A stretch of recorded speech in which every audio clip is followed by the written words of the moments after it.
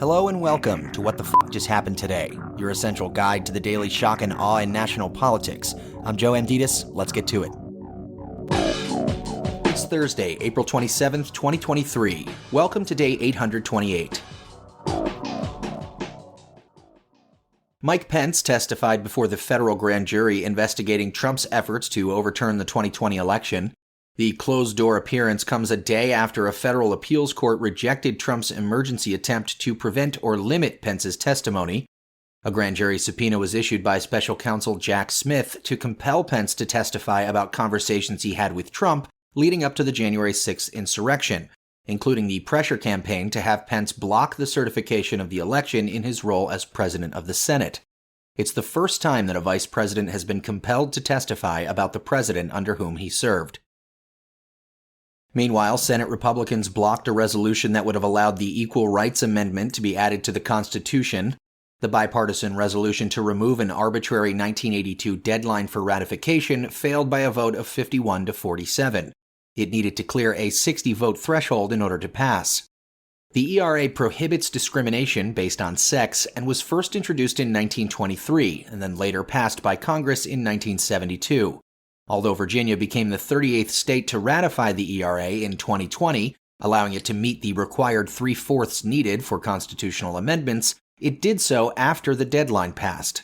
Chuck Schumer changed his vote to a no, which would allow him to bring the resolution back up later, saying, "This issue is too important, and we are not giving up."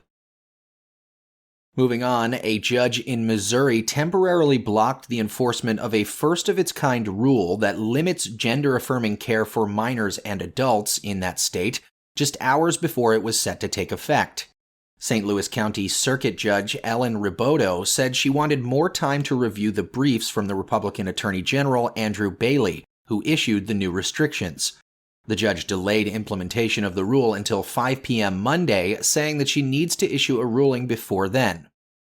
Meanwhile, the Republican-controlled House in Montana voted to discipline the state's first transgender lawmaker after she told colleagues that they would have blood on their hands if they passed a bill that bans gender-affirming care for minors. Zoe Zephyr is barred from attending or speaking from the House floor for the remainder of the 2023 session, but will be allowed to vote remotely. Republican legislators in Kansas, meanwhile, enacted a transgender bathroom law, overriding the Democratic governor's veto of the measure. The Kansas law prevents transgender people from using the restrooms, locker rooms, prisons, domestic violence shelters, and rape crisis centers associated with their gender identity.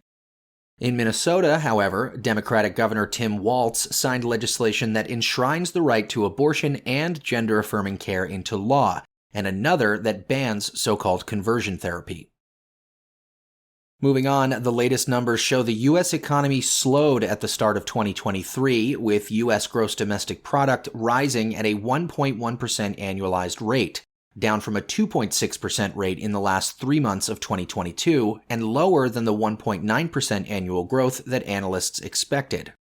The report from the Bureau of Economic Analysis showed that growth was weighed down by declining business investment, home buying, and construction. The economy is projected to slow further in 2023 as the Federal Reserve continues to work on getting inflation down to 2% with higher interest rates. And finally, Republican presidential candidate Nikki Haley suggested that Joe Biden would more likely die than make it to the end of a second term. Haley said, "I think we can all be very clear and say with a matter of fact that if you vote for Joe Biden, you really are counting on a President Harris, because the idea that he would make it until 86 years old is not something that I think is likely." Biden, already the oldest sitting U.S. president in history at 80 years old, would be 86 at the end of a second term if re-elected. Biden announced his re-election bid with Harris 2 days ago.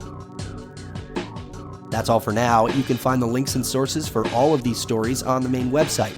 And as always, visit whatthefjusthappenedtoday.com for the latest news and headlines. Until next time, I'm Joe Amditis.